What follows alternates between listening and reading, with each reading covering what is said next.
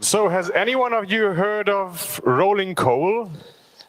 Avez-vous déjà entendu parler de rolling coal, le charbon qui roule?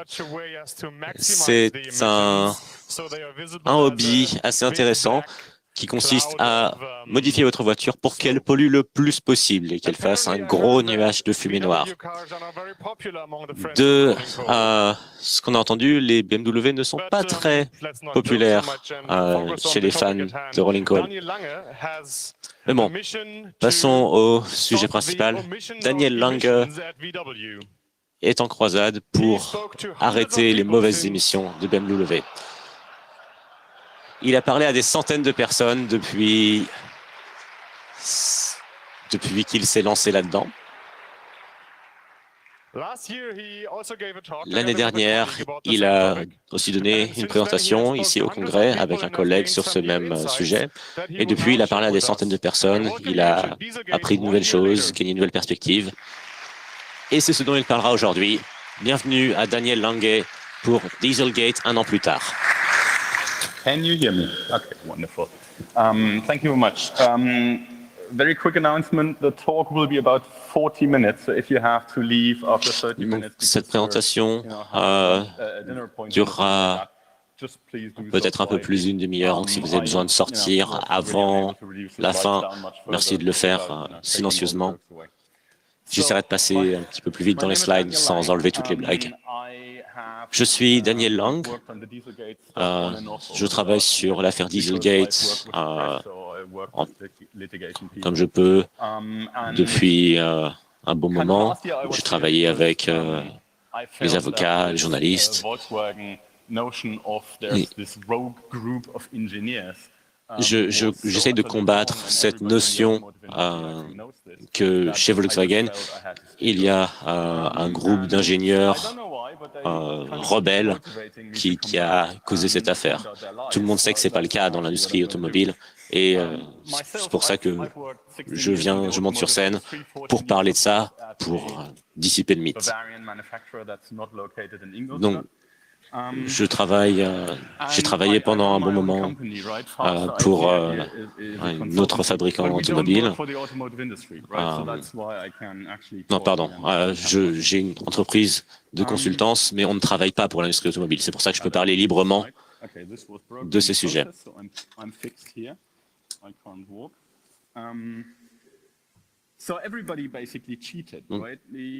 Pour rappel, à peu près tout le monde, presque tout le monde, a triché sur ce test.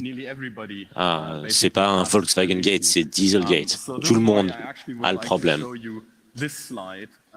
C'est pour ça que je voudrais vous montrer ce slide, histoire d'alléger un peu ma conscience. Ça parle de la température. C'est l'avant-dernière trouvaille sur le sujet. C'est-à-dire que à peu près tous les fabricants ont une fenêtre de température dans laquelle ils réduisent les émissions. Donc si on regarde Opel, ou Nissan ou Audi, ceci se déclenche à 17 degrés. Ça a une certaine caractéristique, parce que les tests sont faits à 20 degrés.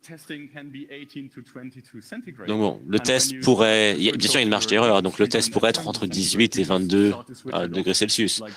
Donc si bien sûr cette fenêtre se déclenche à 17 degrés, on est sûr qu'on aura le test. Et on est sûr que quand on est dans un environnement de test, on aura des conditions optimales. Donc, ce slide ne montre pas Volkswagen, mais donc bon, j'aurais pu en parler, mais bon, c'est déjà tellement rigolo de parler de Volkswagen, on a de quoi faire. Donc, ce slide est là pour vous mettre à jour si jamais vous n'êtes pas tenu au courant du monde depuis un moment. Il y a deux procès en class action, procès de masse. C'est des procès dans lesquels un cabinet d'avocats peut rassembler de nombreuses personnes qui ont eu des problèmes, dans ce cas avec Volkswagen. Et donc, il y a deux procès. Dans le cas des 2 litres, c'était plutôt facile. Volkswagen a dit oui, on a triché. Mais dans le cas des 3 litres, Volkswagen a affirmé qu'il n'avait pas triché. Et vous pouvez voir ici la répartition des coûts globaux de cette histoire. Donc, dans le cas des 2 litres, Volkswagen doit les racheter. Et dans le cas des 3 litres, les voitures sont séparées en génération 1 et génération 2. Et la génération 2 auront un nouveau catalyste, 3 nouveaux capteurs, une nouvelle turbine qui régule l'émission, qui régule le passage des fluides d'émission. Et tout ça doit être approuvé par l'EPA, l'Agence de protection de l'environnement américaine. Et si ça, c'est pas approuvé, Volkswagen doit aussi racheter cette génération numéro 2 de voitures. Alors, quand j'ai donné le talk à cette présentation l'année dernière, j'avais parlé de ce tube en plastique, le rectifieur de flux. Et d'après Volkswagen, on l'installe sur la machine et voilà, tout va bien. C'est un tube, donc tout va bien. Alors bien sûr, il y a des différences entre les 2 litres et les 3 litres. Mais bon, il n'y a pas besoin d'être un expert en automobile pour se rendre compte que installer un simple tube sur les voitures, c'est pas la même chose que d'installer beaucoup de nouveaux équipements et d'investir énormément pour équiper la voiture de ce dont elle aurait dû être équipée dès le début.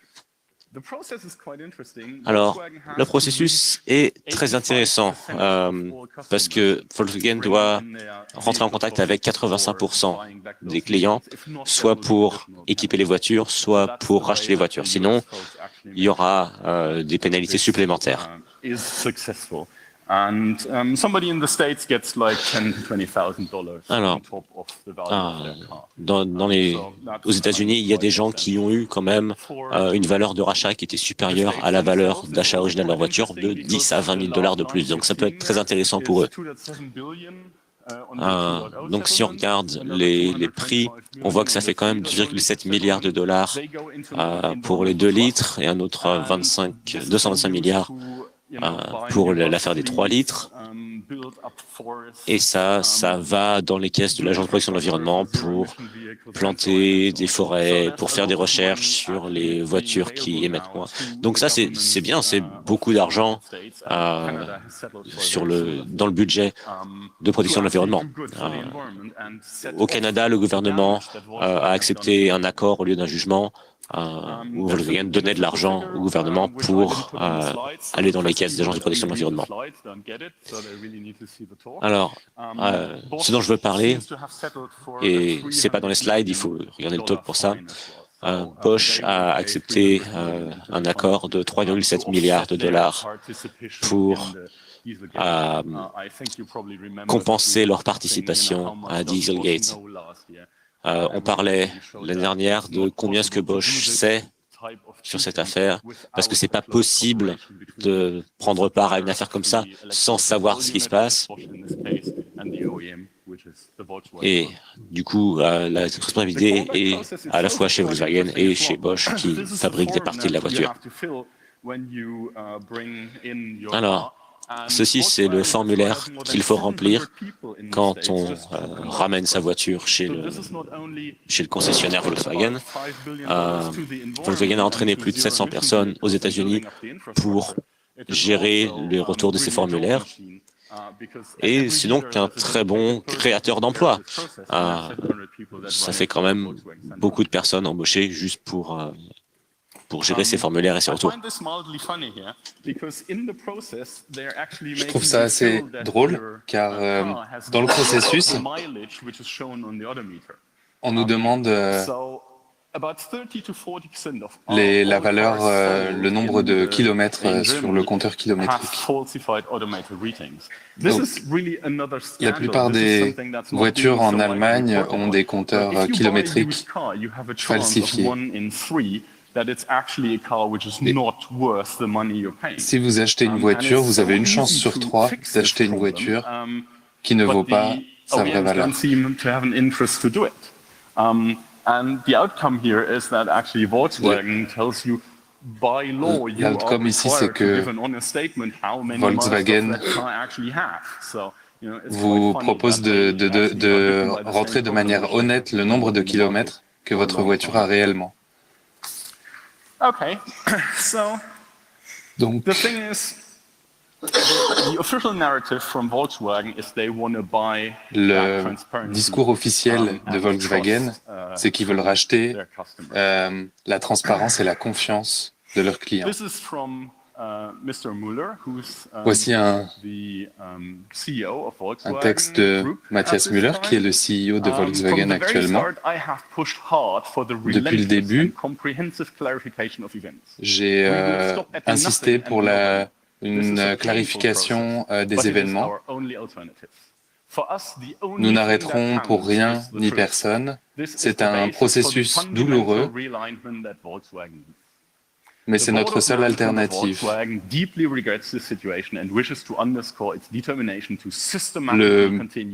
Le board de Volkswagen est vraiment désolé de la situation et espère pouvoir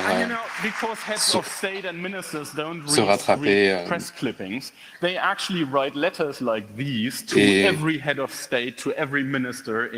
ils ont rédigé ce type de lettres à des ministres, à des politiques dans différents pays, afin de leur signaler les dernières informations sur la situation. Comme on le voit ici, ce sont les mêmes mots que tout à l'heure, tout va bien. Voilà, on vous informe, on prend les choses en main. Let's check one thing. Donc, vérifions une chose. Thank you.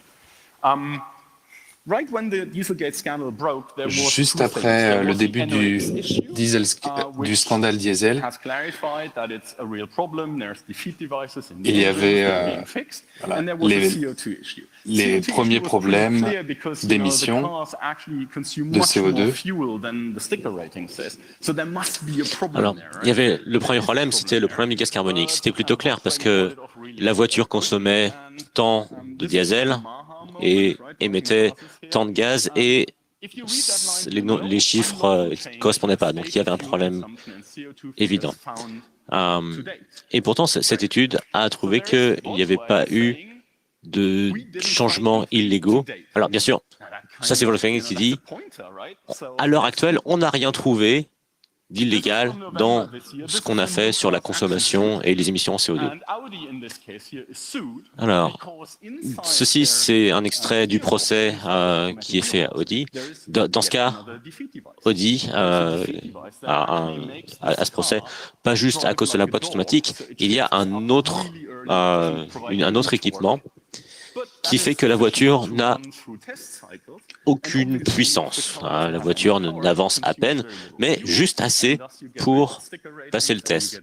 Alors bien sûr, du coup, la voiture émet beaucoup moins. Du coup, on a très bonne évaluation de la voiture et tout ce qui va avec.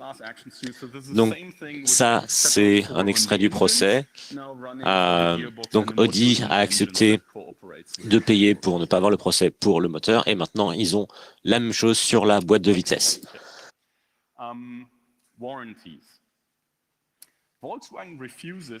Ok. Parlons des garanties. Volkswagen refuse de donner des garanties en Europe. Donc là, on a les réparations pas chères, rapides, mais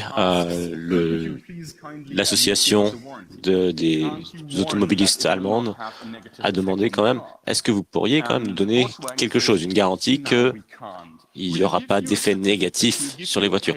Non, on ne peut pas. On vous donnera un papier, mais ce n'est pas une garantie. Alors, c'est une subtilité légale, mais voilà, on ne peut pas. On aimerait bien, hein, mais on ne peut pas faire de garantie. Impossible. Alors, si vous regardez aux États-Unis, donc ça, à nouveau, c'est l'accord pour se sortir du procès que Volkswagen a signé, et les clients américains ont une garantie sur 10 ans et 120 000 miles, ça fait du 200 000 km, un peu moins. Et en plus de ça, le fait d'ajouter le nouveau catalyste et tous ces trucs-là à la voiture. Donc non seulement ils ont de l'argent, ils ont la voiture réparée comme elle aurait dû l'être dès le début, et en plus ils ont une garantie. Donc on voit bien que c'est possible, mais il y a une grosse différence entre le système légal américain qui force les entreprises à faire ça et le système européen qui, a priori, n'a pas de facteurs peur ou d'autres méthodes pour motiver ou pour forcer les entreprises à faire ça. Alors, Volkswagen pourrait être généreux. Il pourrait dire « Ah, désolé, on s'est raté, on a merdé, et voilà, on va réparer. » Mais bien sûr, ils ne vont pas le faire, parce que ça coûterait. Alors, Jack Deans du New York Times, un des rares bons journalistes qui parle de ça, avait ce titre. Aux US, les propriétaires de Volkswagen reçoivent du cash et en Europe, ils reçoivent des tubes en plastique. Alors, il y a une autre chose que je voudrais parler. C'est sorti dans Die Zeitung, die Süddeutsche Zeitung, il y a quelques jours. C'est un journal. Et ce que Volkswagen fait, c'est qu'ils font en sorte de garder le plus de secrets possible. Par exemple, ici, à chaque fois que quelqu'un fait un procès à Volkswagen, il y a un accord commercial à la place d'avoir un jugement. Alors, avant, ils avaient cet accord dans la cour, c'est-à-dire que l'accord était enregistré par le tribunal et donc était public, et maintenant ils font ça hors de la cour, c'est-à-dire quelqu'un paye les frais de la cour et la procédure s'arrête entièrement, mais derrière, ce qu'on voit pas, c'est qu'il y a un accord commercial qui a été signé, voilà, Volkswagen a donné de l'argent à la personne, et personne ne sait rien de pourquoi. Alors, l'agence allemande, j'ai raté le nom, désolé, a dit non, vous devez rappeler ces produits, vous devez rappeler ces voitures. Alors, l'idée c'est que c'est volontaire, et ça doit être volontaire. C'est-à-dire que Volkswagen accepte volontairement de reprendre la voiture et de la réparer, et vous acceptez volontairement de laisser vos voitures à Volkswagen pour qu'il la répare. Si Volkswagen n'est pas d'accord pour le faire volontairement, vous pouvez leur faire un procès. Alors, ce serait bien, mais ce qu'on voit, c'est que Volkswagen, bien sûr, n'a pas fait ce rappel. Du coup, on voit que Volkswagen a très peur d'avoir des procès comme ça, donc ils se prennent des procès et derrière ils font des settlements, c'est-à-dire qu'ils payent les gens pour retirer le procès un par un, parce qu'ils ont très très peur qu'un juge signe quelque chose là-dessus. Donc,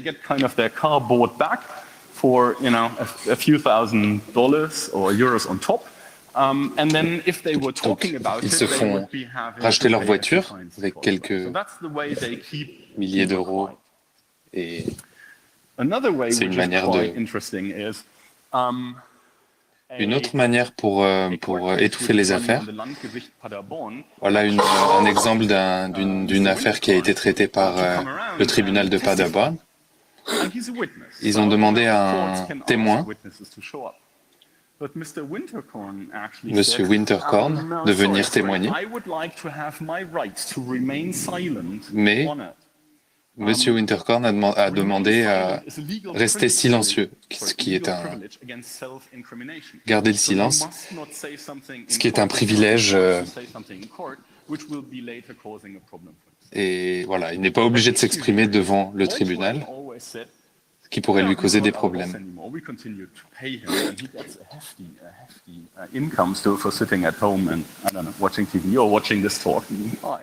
Mais si quelques années plus tard, Volkswagen lui paye un beau chèque pour qu'il reste chez lui et à regarder la télé et à rien faire. Mais si c'est vrai, il peut aller au tribunal et dire qu'il savait, qu'il ne savait pas, qu'il n'était pas au courant. Mais c'est la seule chose qui peut se produire. sous serment.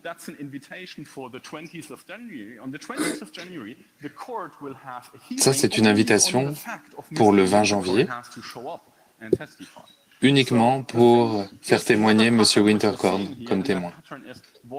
Donc, ce qu'on peut voir ici, c'est que Volkswagen essaye de gagner du temps, mais plutôt que de dire on va le présenter, on s'est chié dessus, voilà.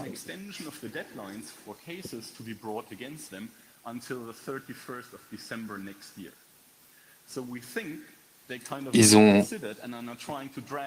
fixé une deadline au 31 décembre de l'année prochaine, 2017, pour donner la possibilité d'ouvrir des procès contre Volkswagen par rapport aux dates auxquelles les véhicules ont pu être achetés et les 2 années de garantie associées au véhicule.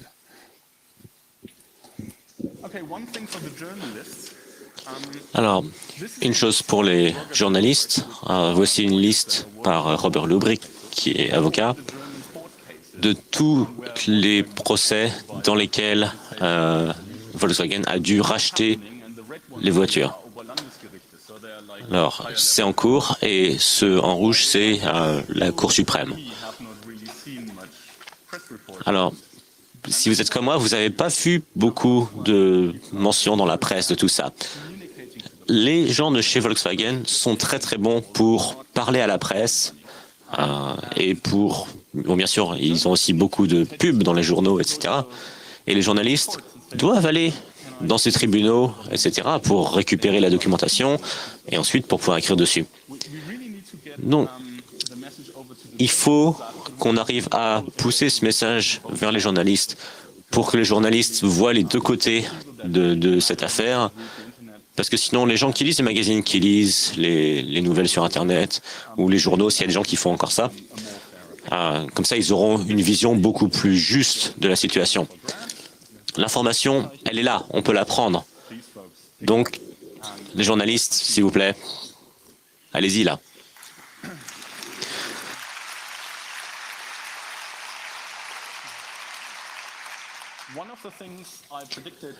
Une des choses que j'ai prédit en 2015, c'était la perte accidentelle de données. Alors, toujours quand il y a des grosses affaires comme ça aux États-Unis, aux États-Unis, on a le droit d'exiger de l'autre partie dans un procès qu'elle donne les informations qu'elle a sur quelque chose. C'est différent de comment ça marche en Europe. Et c'est un outil très puissant. Bien sûr, c'est logique que ça soit dur pour un côté de chercher dans toutes ces données toutes les informations qui prouvent que cette partie, ce côté, cette partie du procès a fait quelque chose de mal. Alors, on a deux incidents ici. Le premier, c'est voilà, en haut avec Daniel Donovan, qui travaille dans l'équipe légale de Volkswagen. Non, dans une équipe légale qui attaque Volkswagen, pardon. Et il a dit, je ne suis pas sûr que vous préserviez toutes les données importantes pour ces procès. Donc là, on a un extrait de quelque chose par Jack Ewing, à nouveau. Et on voit que cette équipe et Volkswagen se sont mis d'accord de façon tout à fait amicale, avec un échange d'argent hors du tribunal, donc on ne sait même pas ce qui s'est passé. Un autre procès, vous pouvez le trouver si vous savez utiliser Google, c'était un conseiller légal de Volkswagen qui a demandé à ses collègues de supprimer les documents. C'est pas quelque chose qui est très bien quand vous êtes avocat d'une entreprise. Et vous avez aussi le FTC, l'agence gouvernementale de régulation du commerce, qui s'est rendu compte que Volkswagen avait perdu ou accidentellement effacé 23 téléphones mobiles. Oh. Ah bah mince alors. Encore un, comme ça, voilà. L'autre problème qu'ils ont eu, c'est Volkswagen a fait produire un témoin et a dit que ce témoin n'était pas préparé ou était incapable de fournir de l'information. Parce que 250 fois dans le procès, il a dit « je ne sais pas ». Alors, là, on a un autre moment de surcommunication et Volkswagen a dit « non, non, on l'avait très très bien préparé, on a passé 20 jours juste à le préparer ».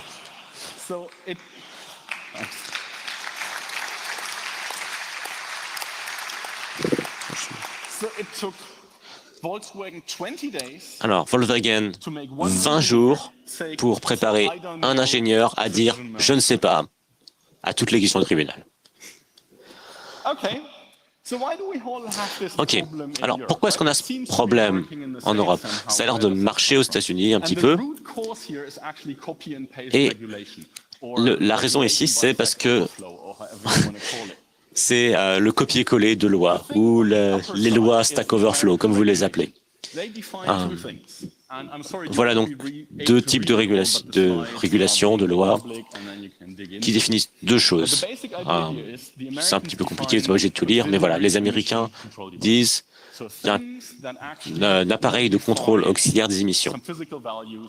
C'est quelque chose qui définit une valeur physique qui a un effet sur les émissions. Et il y a ce qu'ils appellent le defeat device, l'appareil trompeur. Et ça, c'est un appareil qui contrôle les émissions aussi, mais dans le but de les masquer lors d'un test. Et généralement, cet appareil, son existence n'est pas divulguée. Vous avez peut-être un appareil comme ça, et voilà, il y aura des petits défauts dedans. Et ça, c'est un moyen pour l'industrie automobile de faire évoluer les choses petit à petit. Et donc, si on regarde les régulations du Parlement européen, on peut trouver presque tous les mêmes mots. C'est très très similaire, vous trouvez les mêmes mots-clés. Donc on va voir qu'ils ont copié-collé. Ils ont dit non, on va simplifier quand même. On n'a pas besoin d'avoir ces appareils de contrôle, les appareils de contrôle auxiliaires des émissions. On a juste besoin d'avoir la définition de ces appareils trompeurs. C'est comme quand on est sur Stack Overflow, on copie-colle quelque chose, on dit je comprends pas ce morceau-là du code, ça n'a pas d'être utile, je l'enlève. Et là, ils comprenaient pas pourquoi aux États-Unis il y avait une différenciation entre les appareils de contrôle auxiliaire des émissions et les appareils menteurs. Et c'est pour ça qu'en Europe, Volkswagen peut dire non, non, on n'a pas d'appareil menteur. Nous n'avons pas d'appareil menteur illégal d'après la loi européenne. Alors, on a un appareil menteur, mais il n'est pas illégal d'après la loi européenne. Et il clarifie. L'efficience de nos systèmes de nettoyage des émissions n'est pas réduite dans nos voitures, ce qui serait un prérequis pour l'existence d'un appareil menteur au sens légal. Alors, ce que ça veut dire en vrai, ils ont trouvé une faille, et cette faille est là parce que les législateurs ont mal copié-collé les lois. Ok, donc l'autre problème dans l'Union européenne, c'est qu'il faut rassembler ces moutons. Tout ce que l'Union européenne a, c'est ce très gros bâton qui dit qu'un pays ne respecte pas les traités. Alors, l'Union européenne aimerait bien avoir une régulation unifiée des émissions, mais ils ne peuvent pas parce que ça doit être traduit dans les lois nationales. Et il y a 3 pays qui n'ont pas de transcrit de mécanismes de sanctions et 4 qui n'ont pas utilisé ces mécanismes de sanctions, notamment l'Allemagne et le Royaume-Uni disparaîtra de la liste avec Brexit. Alors,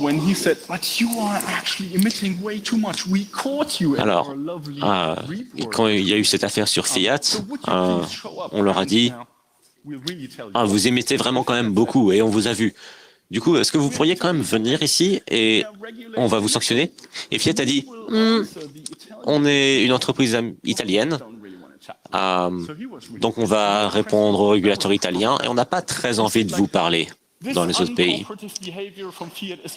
Alors, il y a cette réponse, Ce comportement non coopératif de Fiat est complètement incompréhensible.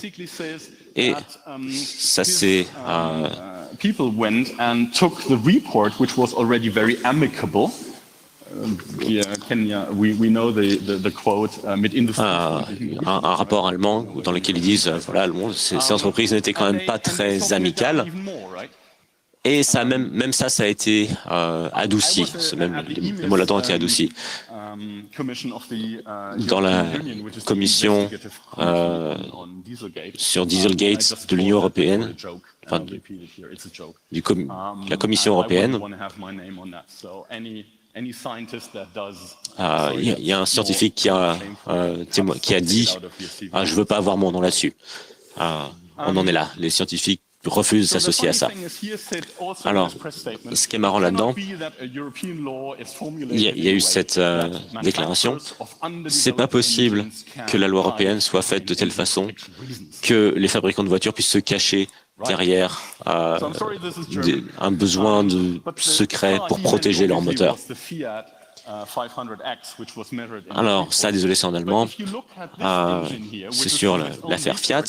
Si on regarde à ce moteur ici, l'Audi A3 qui vient d'avoir un settlement, un accord hors tribunal, et si on regarde à chaud et à froid, et dès qu'on dépasse les 10 degrés, ça fait 653 mg par kilomètre au lieu de 150 et quelques.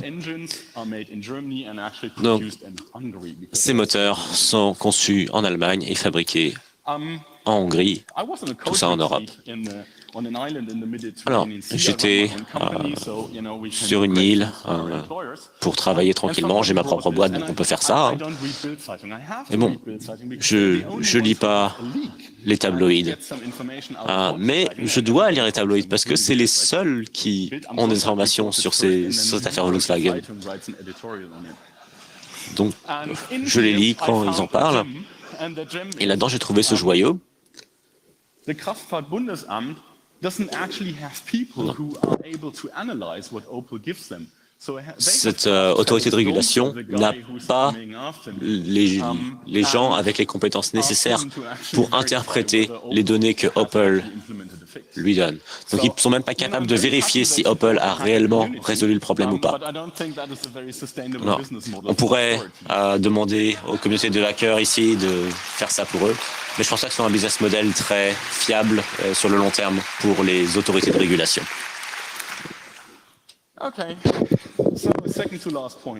Donc, les deux derniers points. Braunschweig, le bureau de régulation général, est celui qui devrait gérer les problèmes dans l'affaire de Volkswagen. Ils ont donc 28 personnes qui travaillent dessus, dont Hans-Dieter Plünsch et Winterkorn, ainsi que des personnes de chez BMW. Donc ils font quelque chose. Mais la question est qu'est-ce qu'ils font? Parce qu'on n'a aucune information. Donc je ne sais pas. Je n'ai aucune idée de ce qu'ils font. Je suis en bon terme avec à peu près tout le monde. Mais la seule chose que j'ai pu avoir, c'est son numéro de téléphone. Voilà un extrait de la cour de Mayo. Donc ils ont la possibilité de demander à quelqu'un de produire des documents pour clarifier une affaire en cours. Donc, ils ont demandé à Volkswagen des documents pour clarifier l'histoire. Donc, ce qui s'est passé, au dernier meeting de septembre cette année, Volkswagen a dit à la Cour que c'est complètement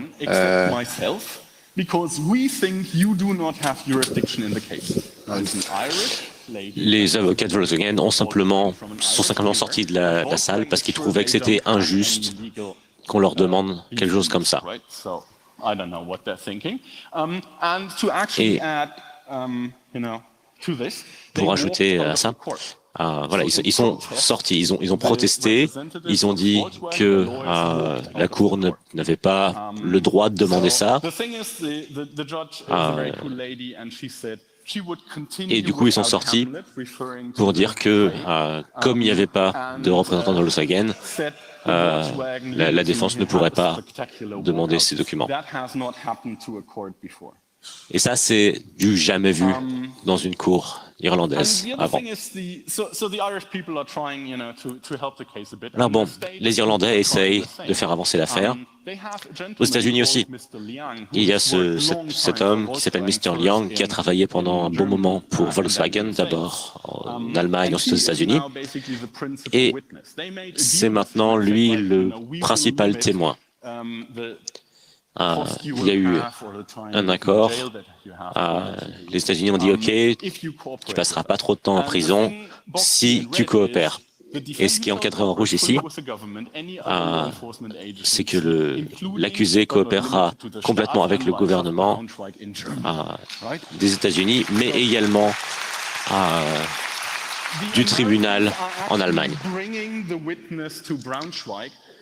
Donc, il y avait moyen d'amener ce témoin ici en Allemagne, et je ne pense même pas qu'il lui ait parlé. Ok, bonus pour les 5 dernières minutes.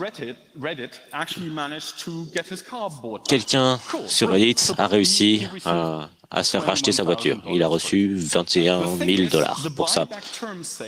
Alors,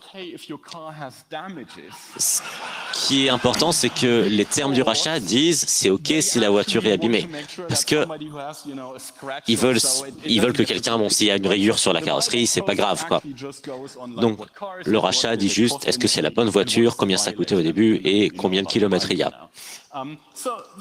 Donc, cette voiture avait un petit peu de dégâts. Donc, il s'est dit, bon, la voiture, elle est abîmée de toute façon. Donc, toutes les parties à l'avant, voilà.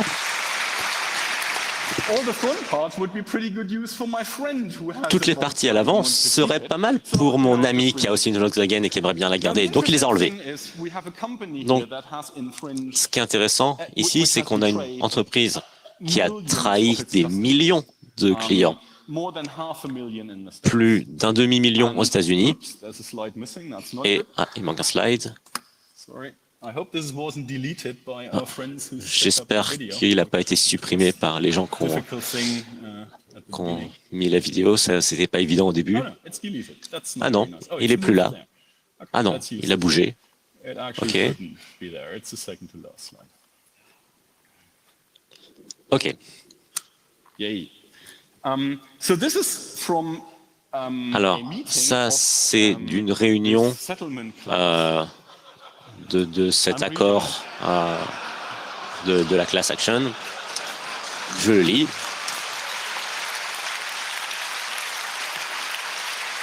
Une poignée de propriétaires ont rapporté des véhicules pour le rachat qui avaient été malheureusement nettoyés entièrement de toutes les parties qu'on pouvait enlever, notamment les portes, les sièges, la radio et même l'airbag. Alors, on parle comme d'une entreprise qui a trahi 1 million de personnes aux États-Unis, plusieurs millions dans le reste du monde. Ils ont fait payer à ces gens bien plus pour une voiture qui nettoie, alors que c'est des gens qui voulaient quelque chose d'écolo, de vert. Et il y a 5 personnes qui ont enlevé des autoradios et quelques trucs. Ok, c'est tout.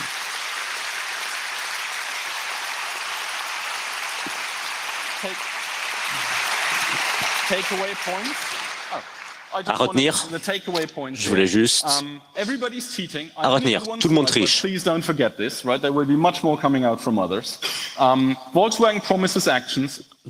monde triche et il y aura d'autres informations des autres. Volkswagen promet qu'ils vont changer les choses, mais ce qu'ils vont faire en réalité sera complètement différent. Il faut voir au-delà de leurs promesses.